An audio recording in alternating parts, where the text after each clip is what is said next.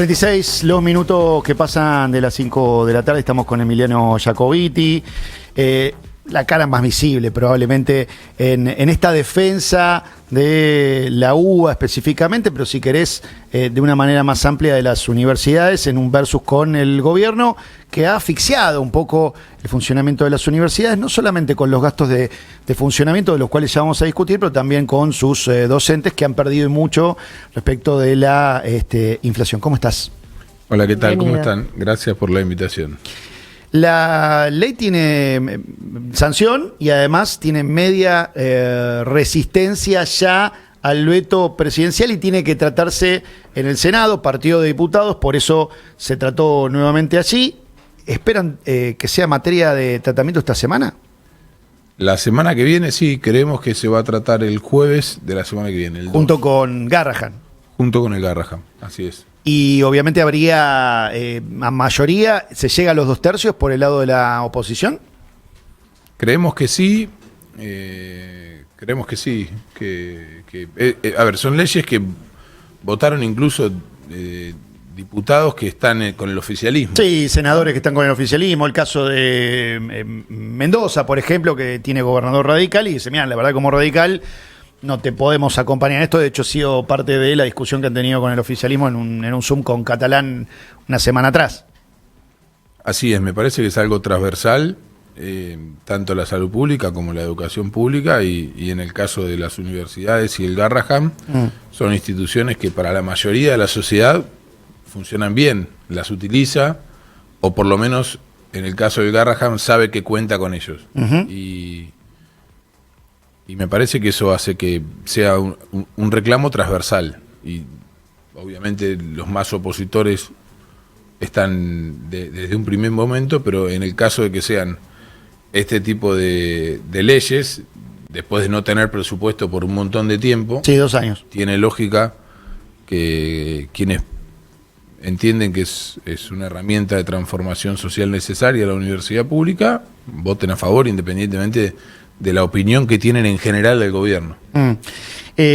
Ahora, ¿se puede llegar a dar algo similar a lo que se dio con el Garrahan, sacando el capítulo de la última semana, donde hubo algún tipo de actualización por suma fija para los docentes, para los médicos, que de todas maneras no saben si eso va a continuar en 2026, seguramente sea materia de tratamiento, algunos creen, de manera más optimista, con el presupuesto 2026. Pero lo que se ha dado con Garrahan es de que efectivamente la ley, después de la resistencia a los vetos, se promulgó, pero no se termina de hacer efectiva porque no terminan de decir dónde salen las partidas, lo cual es materia... Con discapacidad. Con discapacidad, ¿qué dije? Con Garrahan. Con Garrahan. Perdón, tenés razón, gracias. Con discapacidad, digo, estaba adelantándome ya, si querés, un escalón. Y venía a propósito de esto. Hay muchos en el gobierno que creen que debería haber una negociación con Garrahan los primeros días de la semana para evitar la resistencia. El presidente debería decir, ok, retiro el veto. Esto me decían algunos senadores de libertarios esta semana.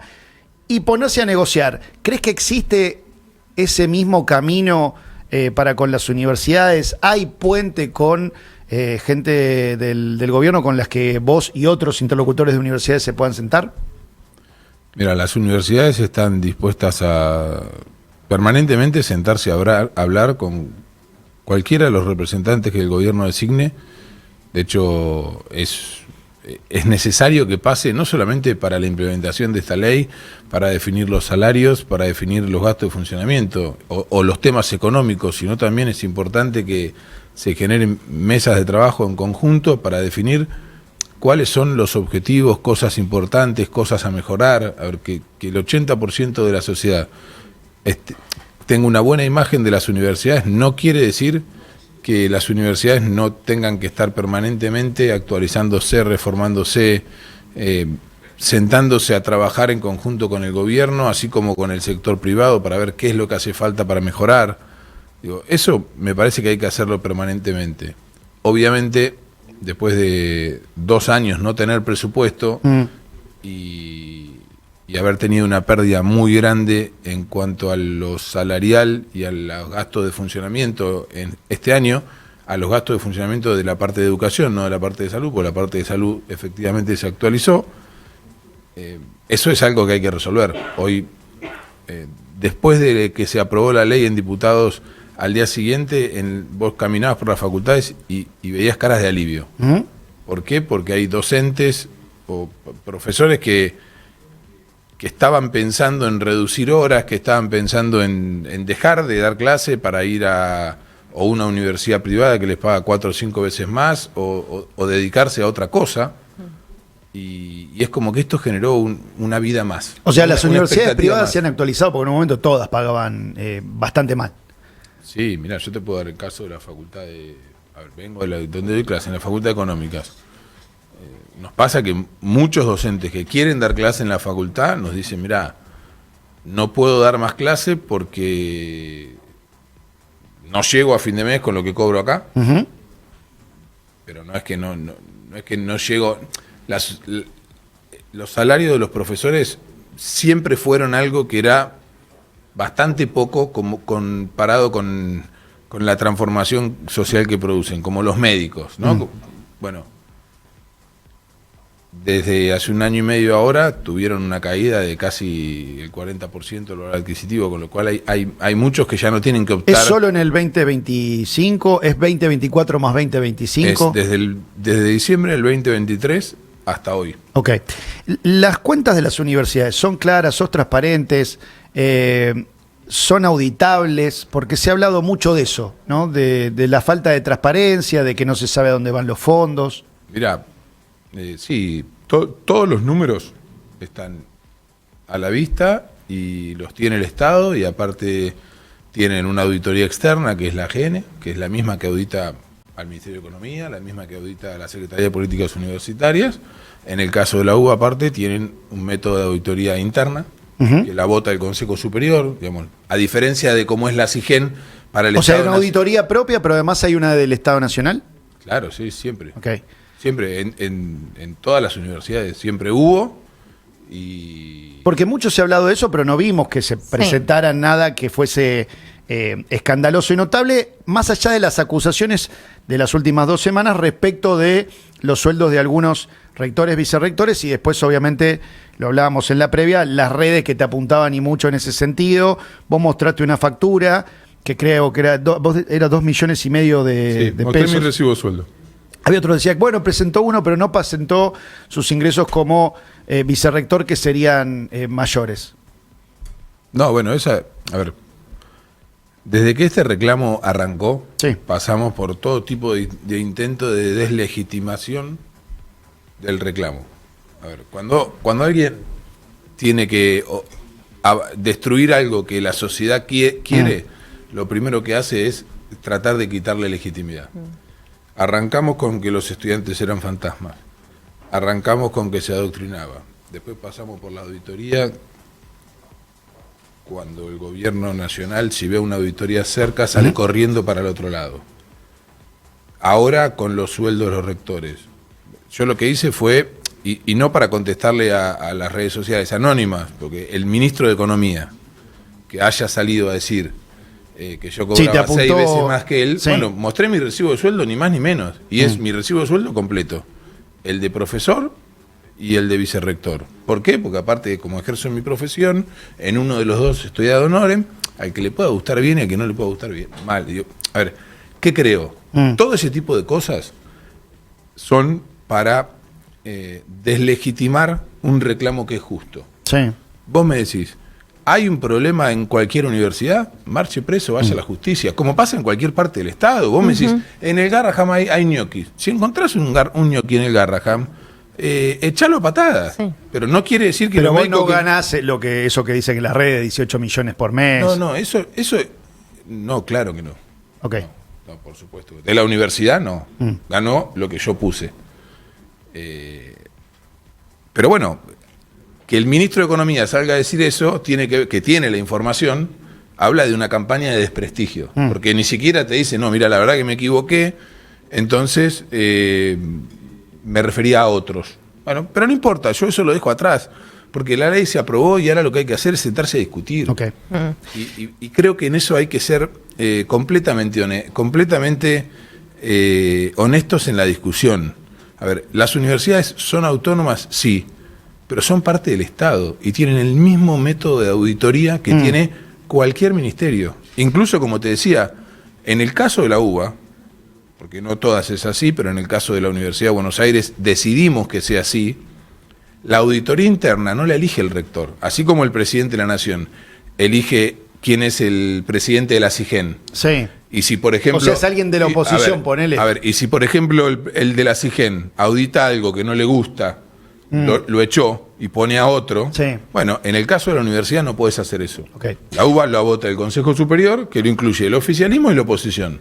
Tiene un mandato de 4 años y después se renueva. Con lo cual tenés 2 tipos de controles. ¿La UBA es para todo el mundo? Hoy había un dato, y lo hablábamos a la mañana en la tele con Torrendel, que apenas 1 de cada 10 chicos terminaba el secundario en tiempo y forma, ¿no? De haber tomado los contenidos. 1 de cada 10 terminaba bien, digamos, sin materia, sin arrastrar nada en el tiempo que hacía falta y además habiendo adquirido todos los conocimientos. Digo, bueno, probablemente ese 1 de cada 10 es material universitario. Me preocupan los otros 9 de cada 10 y si efectivamente, además de hay una coincidencia entre quienes mejor egresan y el segmento de la sociedad al que pertenecen, independientemente de si sean escuelas públicas, porque las hay y muy buenas, sobre todo las dependientes, por supuesto, en el caso de la UBA, o de privados. ¿Es para todo el mundo la UBA o es para un segmento? Porque mucho se habló de eso, ¿no? De los pobres pagan con sus impuestos el estudio de chicos de clase media a media alta. Mira, hay 2 discusiones. La primera, que la escuela primaria y secundaria están mal, ¿sí? O por lo menos no tienen un nivel parejo en cuanto a los saberes. Como decías vos, depende de la región, depende de si es pública o si es estatal, pero lo que te encontrás es con muchas diferencias. O sea, que los chicos no tienen acceso a un nivel parejo de educación. Y casi siempre depende del poder adquisitivo en que tengas. Por el lugar donde vivís o por si podés pagar una educación privada. ¿Eso es un problema grave en la Argentina? 100%. ¿Hay que nivelar para abajo? No.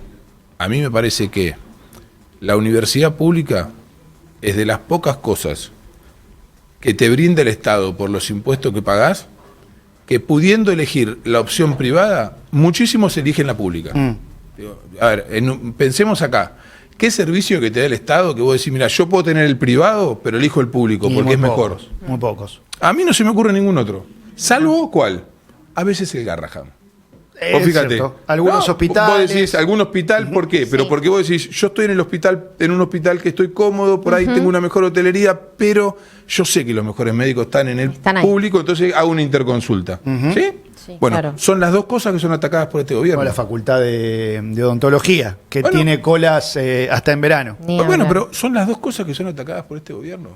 Porque acá no se atacaron. Para combatir el déficit fiscal, no se atacaron los privilegios de las jubilaciones, no se atacaron los regímenes de Tierra del Fuego, las exenciones, se bajaron los impuestos a los más ricos, ¿sí? Se dieron blanqueos escandalosos, que son políticas de gobierno y uno tiene derecho a hacerlo porque ganó las elecciones. Ahora, lo que no puede decir es que el problema fiscal lo generan las universidades, cuando vos, ahora lo vimos, bueno, de hecho tomaste una medida fiscal que en 2 días y medio, multimillonarios se ganaron 1.500 millones de dólares que tendría que haber estado el fisco, que son 2 presupuestos de las universidades, 20 y pico de los presupuestos del Garrahan. Exacto. Entonces acá tenés un problema de prioridades.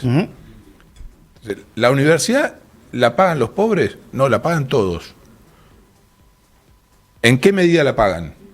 Porque no es gratuita, es no arancelada. Ahora, si vos tenés en la misma aula el hijo de un jardinero o con el hijo de un médico, con el hijo de un millonario, lo ideal es que los 3 reciben la misma educación, pero los 3 no pagan lo mismo por la misma educación. Porque si vos tenés un sistema de impuestos justo, el que más paga más tiene. El problema que tenemos en la Argentina es que tenés un sistema que es completamente regresivo, donde terminan pagando los que menos tienen, porque por los impuestos al consumo, porque los que son... No tocó ningún gobierno, ni peronista, ni radical. Está bien, pero eso es lo que hay que discutir. Porque eso es lo que hay que discutir, porque no solamente por los impuestos al consumo, porque son los que tienen beneficios, porque tienen tarjeta de crédito, porque son los que tienen beneficios, porque no pagan y se adhieren a los blanqueos, porque pueden evadir, y después cada 4 años te viene un blanqueo en la Argentina. Entonces, esas son las cosas que nosotros tenemos que discutir. Pero es cierto que nadie, insisto, hasta acá discutió de cambiarlo, de hecho sigue. Bueno, pero vigente, ¿no? a ver, que no se haya hecho hasta acá, no quiere decir que no haya que hacerlo.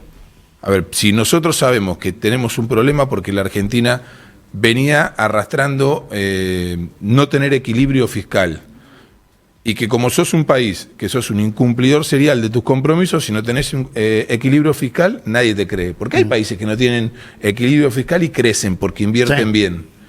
Ahora, me parece que lo que tenemos que buscar es, bueno, ¿cómo hacemos para llegar a ese equilibrio fiscal que nadie discute sin atentar contra las cosas que funcionan bien? Buena parte de la oposición lo discute en algunos gastos que dicen, bueno, gastemos acá, gastemos allá. Pero es que cuando vos... ahí tenés una discusión. A ver. Si vos decís, yo propongo primero, hace 2 años que no tenés presupuesto. Estamos de acuerdo. Y no tenés presupuesto porque no querés, porque lo retirás. No, estamos de acuerdo. ¿No? El gobierno, vos propones leyes que bajan los ingresos. Que bajan los ingresos y esos ingresos se los quedan los más ricos. No es que bajan los ingresos porque vos le bajás los impuestos a los más pobres. Sí, en el caso de retenciones ni siquiera pasa por el Congreso, ¿no? No hay ley. Por eso, retenciones, blanqueos, regímenes especiales, bajamos el impuesto a los bienes personales, que es el impuesto que pagan los ricos de los ricos, y la baja del impuesto a los bienes personales es 4 veces lo que sale la ley de financiamiento universitario. Entonces, ¿quién está a favor del déficit? ¿El que baja el impuesto a los ricos o el que propone la ley de financiamiento universitario? ¿Crees que el gobierno toma nota de estas cosas, que cambiará algo de esto? Porque evidentemente la población no lo ha acompañado en buena parte de las elecciones que se han dado en este año. Yo creo que el gobierno, a ver, como no tomó nota, lo obligaron a tomar nota. A ver, no es que Estados Unidos le va a prestar plata al gobierno porque se llama Javier Milei. Le va a prestar plata y seguramente le va a pedir que muestre que puede construir gobernabilidad, que puede sancionar un presupuesto, que tiene que ir al Congreso, que tiene que discutir, porque las medidas que tiene que tomar no las puede tomar con veto, las tiene que tomar con votos. Entonces, ¿por qué? Porque tienen que ser sustentables en el tiempo, porque nadie que viene a invertir en la Argentina va a invertir en base a regímenes que son todos por decreto. No, estamos no sé si coincidís, pero digo, vamos de banquina a banquina bastante seguido, ¿no? Por supuesto. A ver, si lo que estuvo anterior que esto no hubiese sido una calamidad, no estaríamos acá. Ahora, lo que no quiere decir que esto nos lleve, que hoy estemos bien. Vamos de cara a las elecciones en la ciudad de Buenos Aires, como en muchos otros distritos. La oposición, podemos decir, centrista, moderada, no sé si querés usar la palabra progresista, pero va atomizada, eso sin duda. Está bien, está mal, es típico de una elección de medio término, sirve, le resta peso. Mirá. Porque el gobierno puede salir, emerger ganador, incluso con resultados bastante más chicos que los que esperaba hace un mes atrás, un mes y medio, cuando decía la libertad arrasa y vamos a sacar más de 40 puntos. Aún con 30 y algo puede ser vencedor a nivel nacional. Yo te digo qué análisis haría yo para hablar de vencedores y vencidos. Hoy el PRO se fusionó con la Libertad Avanza. ¿Sí? Por lo tanto, vos tenés que calcular que vas a renovar, digamos, vos tenés que, para tener mayor gobernabilidad, ganarle diputados a tu oposición, no a los que piensan igual que vos. ¿No? Porque si no es una suma cero. Eso por un lado.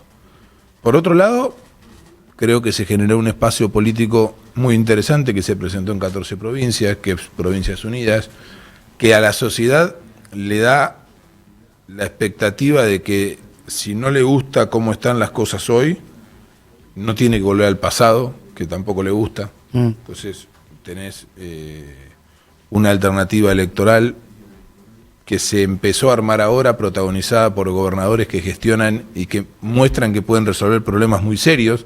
Por ejemplo, Maxi Puyaro viene combatiendo un delito que hoy afecta a la capital y la provincia con este triple crimen espantoso, que se puso los pantalones y llevó adelante una transformación en Santa Fe en cuanto a la seguridad, más allá de otras cosas, ¿no? Con más allá de el la trabajo productividad. con el municipio, con la nacional. Con el trabajo con el un buen municipio. diálogo ahí con Patricia Bullrich. Sí, a ver, pero que muestra que se pueden resolver los problemas que incluso todo el mundo pensaba que no se iban a poder resolver. Sí. A mí me tocó, a ver, soy amigo de Maxi y tengo muy buena relación con él y muchos me preguntaban, ¿pero vos crees que lo va a poder resolver? Y la verdad que era una duda para todos. Creo que ese espacio hoy genera o a mí por lo menos me genera una expectativa de un espacio colectivo. Puede tener un tercio, viste que ahora se habla mucho de las elecciones de tercio, puede ser el tercio. A ver, apuesto a que pase eso, me parece que sería saludable. Del 2027. Yo creo que no puede ser la opción de una Argentina que hoy nos duele porque el que trabaja no llega a fin de mes con su trabajo, ¿sí? Porque el médico que está atendiendo está pensando que el fin de semana tiene que hacer guardia en lugar de estar con sus hijos, porque si no tiene llega. que cambiar a su Estamos chico de de acuerdo. colegio o no puede pagar el viaje egresado o no llega a fin de mes.